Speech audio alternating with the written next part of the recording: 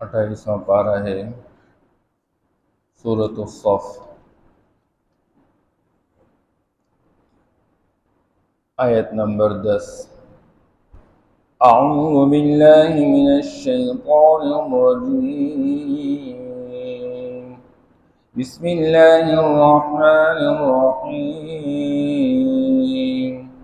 یا ایہا الذین آمنوا هل ادلکم علی تجارۃ تنجیکم من عذاب الیم۔ صدق اللہ العظیم۔ لوگ چاہے اسلام قبول کرے یا نہ کرے، اللہ نے چاہا ہے کہ اس اسلام کو دنیا کے اندر عام کرے گا اور دنیا کے تمام ادیان اور مذاہب پر اس اسلام کو غلبہ عطا فرمائیں گے۔ اللہ نے فرمایا کہ دنیا والے، یہ کافر اور مشرک، اگرچہ ان کو یہ بات پسند نہ ہو، یہ ناپسند کرے، لیکن ان کے ناپسند کرنے کے باوجود بھی اللہ پاک دین اسلام کو غلبہ عطا فرمائیں گے، اور اللہ پاک نے وہ غلبہ عطا فرمایا۔ آپ صلی اللہ تعالیٰ علیہ وسلم کے زمانے سے بات شروع ہو گئی، عمر رضی اللہ تعالیٰ عنہ کے زمانے میں عمومی فتوحات اللہ پاک نے نصیب فرما دیے، کیونکہ یہ جو خلافت راشدہ کا نظام اور ہمارے جو خلفاء ہیں، یہ آپ صلی اللہ تعالیٰ علیہ وسلم کے دست و بازو ہیں، لہذا ان کی ساری کریڈٹ آپ صلی اللہ تعالیٰ علیہ وسلم کو جا رہی ہے۔ بہرحال اللہ جل شانہ نے دنیا کے اندر دو چیزیں ایسی بنائی ہیں، مسلمان جب تک اس پر کاربند رہے گا تو مسلمان کی عظمت، شان و شوکت اور اسلام دنیا کا نظام بن کر چلے گا، لیکن جب سے ان دو چیزوں میں کمی آئے گی تو نام کا مسلمان رہے گا، نام کا اسلام رہے گا اور نظام اغیار کا چلے گا۔ اللہ ان دو چیزوں کو بیان فرماتے ہیں۔ یا ایہا الذین آمنوا هل ادلکم علی تجارہ، اے ایمان والو کیا میں تمہیں ایسی تجارت بتاؤں، تنجیکم من عذاب علیم، ایک تجارت وہ ہوتی ہے جو دنیا کے فقر و فاقے سے بندہ اپنے آپ کو بچانے کے لیے،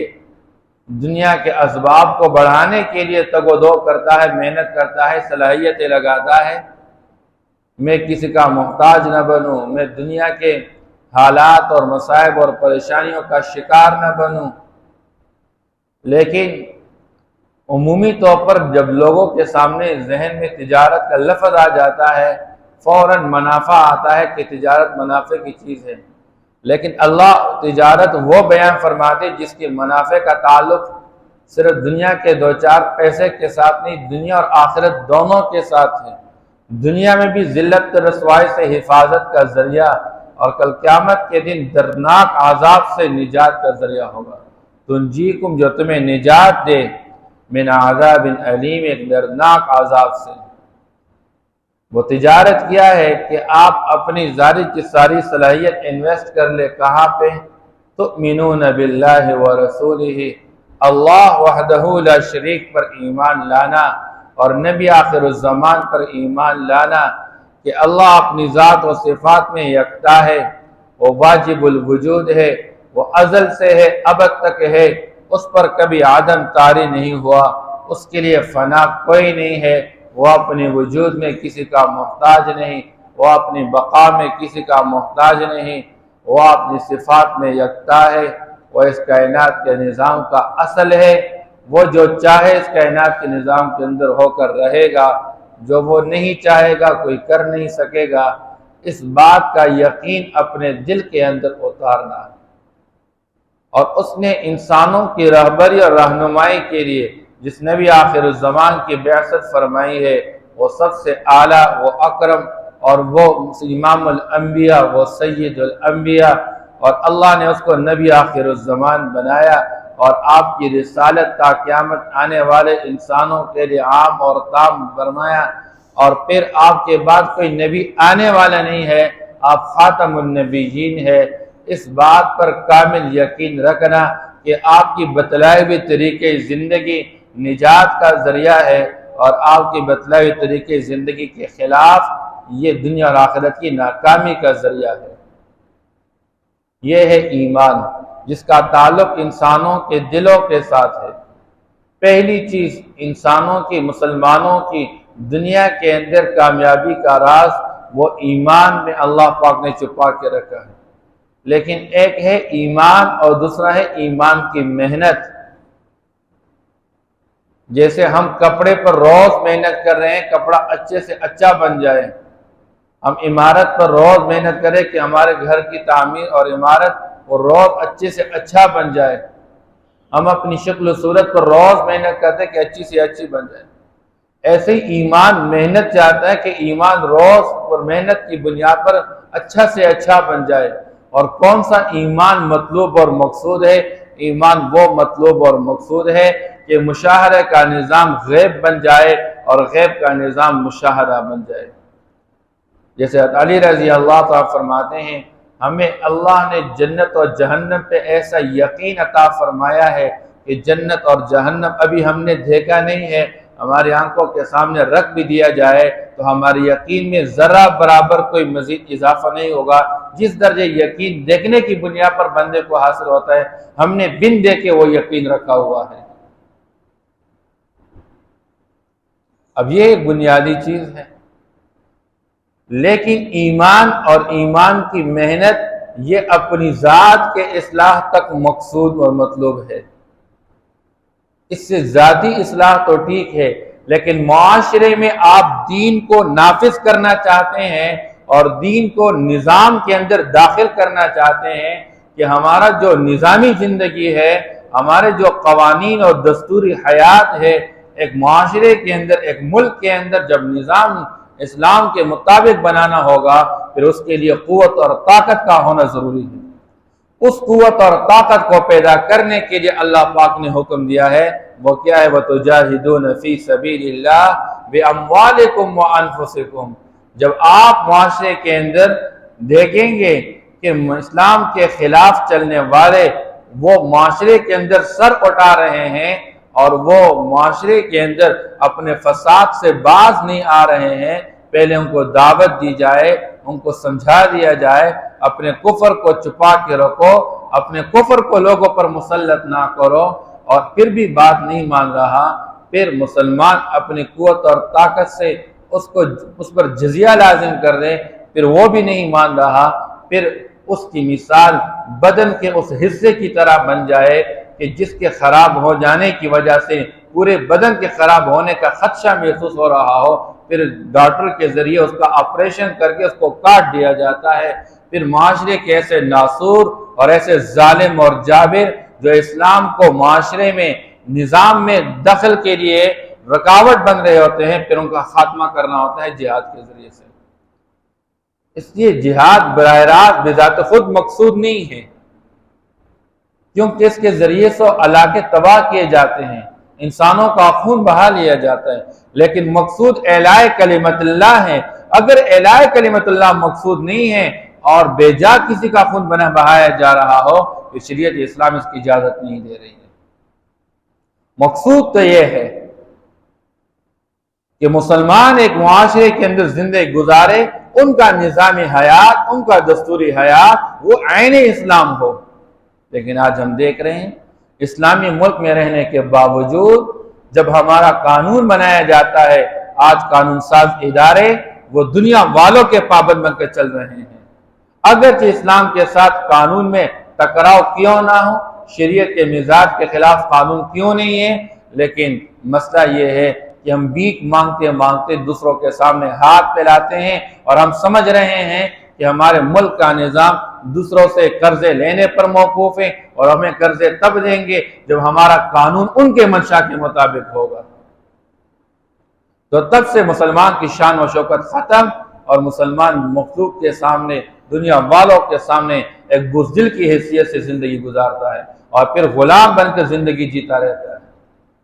اور یہ تقریباً 7ویں صدی کے بعد سے یہ مسئلہ شروع ہو چکا ہے۔ اس سے پہلے مسلمان اپنی عظمتوں کو اگر صرف تاریخ کے اوراق میں پڑھے تو معلوم ہو جائے گا کہ مسلمان کی شان کیا تھی۔ حضرت عمر رضی اللہ تعالیٰ عنہ بیت المقدس کی چابیاں لینے کے لیے بس صرف اتنا بتایا جا رہا ہے، غیر یہ کہہ رہا ہے کہ تمہارا امیر المومنین بس ہمارے پاس آ جائے، ہم اس کے سامنے کچھ دیکھنا چاہتے ہیں، اس کے اندر کچھ نشانیاں دیکھنا چاہتے ہیں، ہماری کتابوں کے اندر لکھی ہوئی ہے، بس جنگ کی ضرورت کوئی نہیں ہے، ہم امن کے ساتھ آپ کو چابیاں حوالہ کرنے کے لیے تیار ہیں۔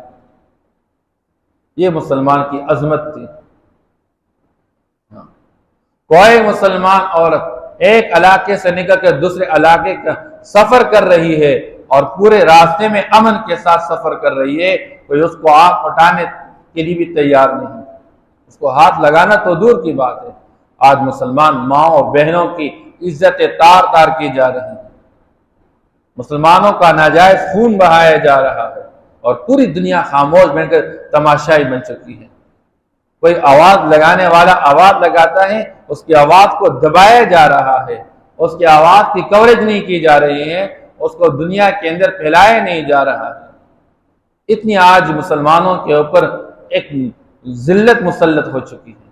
اس کی سب سے بڑی وجہ یہ دو باتیں جو اللہ قرآن میں بیان فرما رہے ہیں، اگر تم دردناک اور ذلتناک عذاب سے اپنے آپ کو بچانا چاہتے ہو، یہ دو کام کرو، اپنے ایمان پر محنت کر لو اور معاشرے کے اندر جہاد کو زندہ کر لو۔ اس لیے آپ صلی اللہ تعالی وسلم نے فرمایا الجہاد ماضٍ الی یوم القیامہ، قیامت تک یہ جہاد چلتی رہے گی۔ دنیا کے کسی کونے میں ضرور ایک جماعت ہوگی جو دشمن کے سامنے سربر بیکار ہوگی اور وہ کام کرتی رہے گی، اور آج بھی دنیا والے دیکھ رہے ہیں، پورے ٹیکنالوجی کے ہوتے ہوئے وہ ناکام نظر آ رہے ہیں۔ مختصر سی جماعت جن کو ختم کرنے کے لیے انہوں نے گھنٹوں کا سوچا تھا، آج مہینے گزر گئے اور ان کا کام پورا نہیں ہو رہا۔ اس لیے مسلمان دنیا کے اندر اللہ آج بھی دکھا چکے ہیں، جنہوں نے بطور شمشیر دنیا کے اندر اپنے ملک کے نظام میں اسلام کو داخل کرنے کے لیے محنت کی، آج دنیا والے دیکھ چکے کہ ملکوں کے ملک جمع ہو کے وہ پسپائی کا شکار ہو چکے اور بھاگنے پر مجبور ہو گئے اور پورا کے پورا علاقہ خالی چھوڑ چکے ہیں۔ حالانکہ لشکروں کے ہوتے ہوئے اور ٹیکنالوجی کے ہوتے ہوئے اور ہر قسم کے اسلحے کے ہوتے ہوئے پھر بھی اپنی ناکامی کا اعتراف کر چکے۔ مسلمان کو اللہ نے ایمانی غیرت نصیب فرمائی۔ مسلمان کی قوت اور طاقت کا تعلق دنیا کی ظاہر کی چیزوں کے ساتھ نہیں ہے، یہ تو اللہ کے ساتھ تعلق کی بنیاد پر میدان میں لڑتا رہتا ہے، اور جب اللہ کے ساتھ تعلق میں کمی آ جاتی ہے تو پھر میدان بھی ہار جاتا ہے اور خود بھی ذریعہ خوار ہو جاتا ہے۔ اس لیے اللہ فرماتے ہیں تؤمنون باللہ ورسولہ، ایک کام تم تو یہ کر لو گے کہ اپنی ذاتی اصلاح کے بنیاد پر، معاشرے کے ہر نفس کے ذاتی اصلاح کے بنیاد پر ایمان پر محنت کر لو، اور دوسری چیز اگر اجتماعی طور پر ایک ملک اور ایک معاشرے کے قانون کو اسلام کے مطابق بنانا ہو، اس کے لیے تجاہدون فی سبیل اللہ باموالکم وانفسکم ذالکم خیر لکم ان کنتم تعلمون، یہ تمہارے واسطے بہت زیادہ بہتر ہے اگر تم جانتے ہو۔ اس کے قرآن میں اللہ پاک اس کے ایک حقیقت بیان فرماتے ہیں وَلَوْلَا دَفْعُ اللَّهِ النَّاسَ بَعْضَهُمْ بِبَعْضٍ، اگر دنیا کے اندر مسلمان کو اللہ یہ اجازت نہ دیتے کہ مسلمان اپنے دین کو دنیا میں نافذ کرنے کے لیے قوت اور طاقت کا استعمال نہ کر لیتا تو دنیا والے آج دنیا کے اندر فساد برپا کر لیتے، اور وہ تو اسلام کا نام تک مٹانے کے لیے تیار بیٹھے رہتے ہیں۔ زمین میں فساد کا پھیل جانا یہ مسلمان کا اپنی قوت اور طاقت کو ضائع کرنے کی وجہ سے ہوتا ہے، بلکہ اللہ نے قرآن میں یہ بیان فرمایا ان مساجد کا نام و نشان ہی ختم ہو جائے گا، اور آج ہم دیکھ رہے ہیں اس طرح کتنے ممالک کے اندر آپ اذان کی آواز نہیں سنیں گے، کتنے اسلامی ممالک کے اندر امام نماز پڑھا رہا ہے، جمعہ پڑھا رہا ہے اور اسلامی تشخص کوئی نظر نہیں آ رہی ہے، پتہ ہی نہیں چل رہا کہ یہ مسلمان ہے کہ یہ کافر ہے، ظاہری شکل و صورت مکمل اغیار کی طرح۔ اور آج اتنی محنت کی گئی کہ مسلمان بھی یہ سمجھ رہا ہے تو بھائی یہ اس کی ضرورت کیا ہے، اس کے بغیر بھی بندہ زندگی گزار سکتا ہے، اسلامی تشخص کو ضائع کیا جا رہا ہے۔ یغفر لکم ذنوبکم، اللہ تمہارے گناہوں کو بخش دے گا،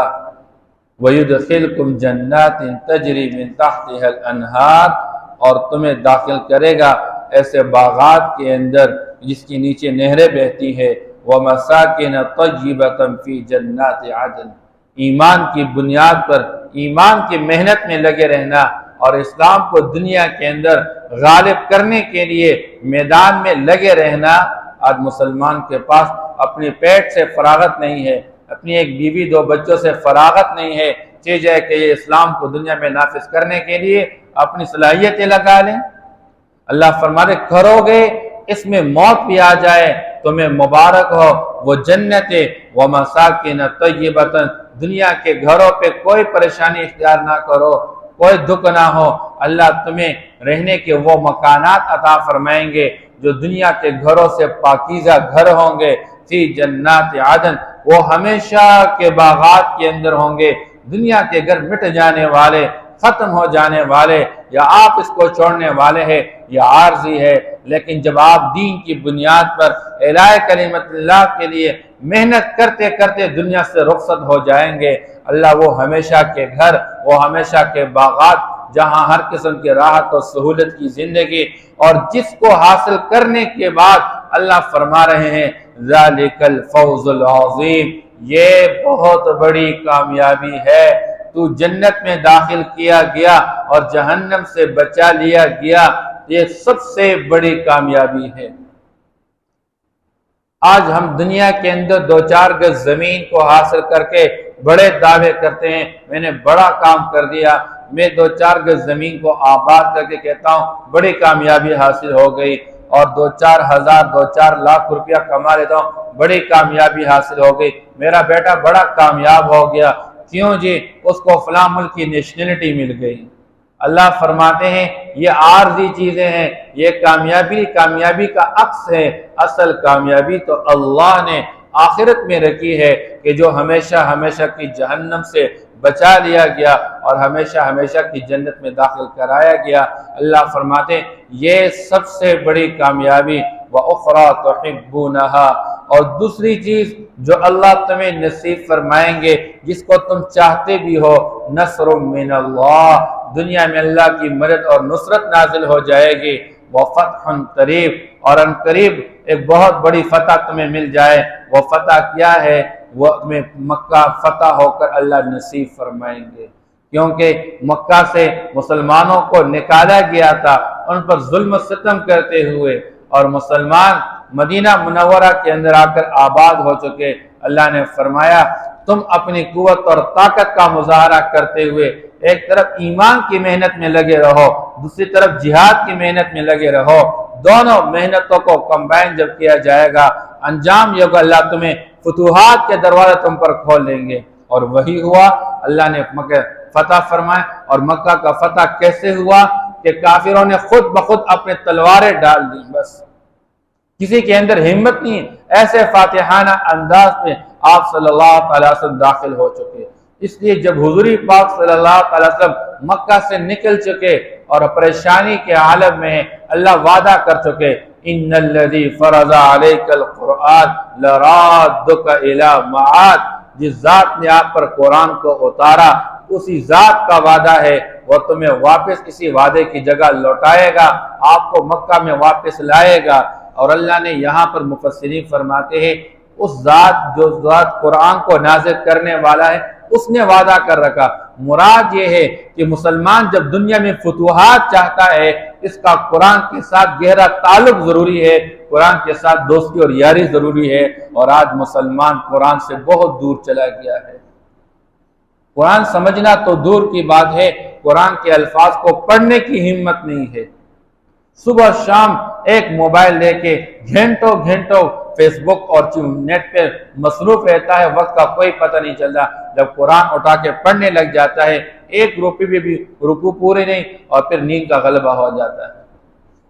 اس لیے اللہ فرماتے ہیں وَبَشِّرِ الْمُؤْمِنِينَ، اور مومنوں کو آپ خوشخبری سنا دیجئے، اللہ کی بشارت ایمان کی بنیاد پر جتنے ایمان میں قوت پیدا ہوگی اللہ کی خوشخبری آتی رہے گی۔ لیکن ہمارا ایمان کیا ہے؟ آج ہمارا ایمان اس درجے ہے کہ ہمیں ایمان اپنے بستر سے اٹھا کے مسجد میں آنے اور اللہ کے سامنے کھڑے ہونے پر بھی مجبور نہیں کر رہا،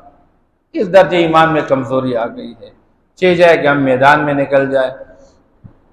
اس لیے درخواست یہ ہے خود بھی ایمان کی محنت میں لگے رہنا اور اپنے گھر والوں اور اپنے پڑوسیوں اور رشتہ داروں کو ایمان کی محنت میں لگانے کی کوشش کر لینا۔ یا ایھا الذین آمنوا، اے ایمان والوں، هل ادلکم علی تجارۃ تنجیکم من عذاب علیم، کیا میں تمہیں وہ تجارت بتاؤں جو تمہیں دردناک عذاب سے نجات دے دے؟ تؤمنون باللہ ورسولہ، تم ایمان لاؤ اللہ اس کے رسول پر، وتجاہدون فی سبیل اللہ باموالکم وانفسکم، اور تم جہاد کرو اللہ کے راستے میں اپنے مال اور اپنی جانوں کے ساتھ۔ جہاں مال کی ضرورت ہو مال خرچ کر لے، جہاں جان کی ضرورت ہو وہاں جان لگا لے۔ ذالکم خیر لکم ان کنتم تعلمون، یہ بہت زیادہ بہتر ہے تمہارے واسطے اگر تم جانتے ہو۔ یغفر لکم ذنوبکم، وہ تمہارے گناہ بخش دے گا۔ وَيُدْخِلْكُمْ جَنَّاتٍ تَجْرِي مِن تَحْتِهَا الْأَنْهَارُ، اور تمہیں داخل کرے گا ان باغات کے اندر جس کے نیچے نہریں بہتی ہیں۔ وَمَسَاكِنَ طَيِّبَةً فِي جَنَّاتِ عَدْنٍ، اور پاکیزہ گھروں کے اندر ہمیشہ والے باغات میں۔ ذَلِكَ الْفَوْزُ الْعَظِيمُ، اور یہ بہت بڑی کامیابی ہے۔ وَأُخْرَى تُحِبُّونَهَا، اور دوسری چیز جس کو تم پسند کرتے ہو جو تم چاہتے ہو۔ نصر من اللہ، اللہ کی طرف سے مدد اور نصرت۔ وفتح قریب، اور قریب حاصل ہونے والی فتح۔ وبشر المؤمنین، اور خوشخبری سنا دیجئے ایمان والوں کو۔ صدق اللہ العظیم۔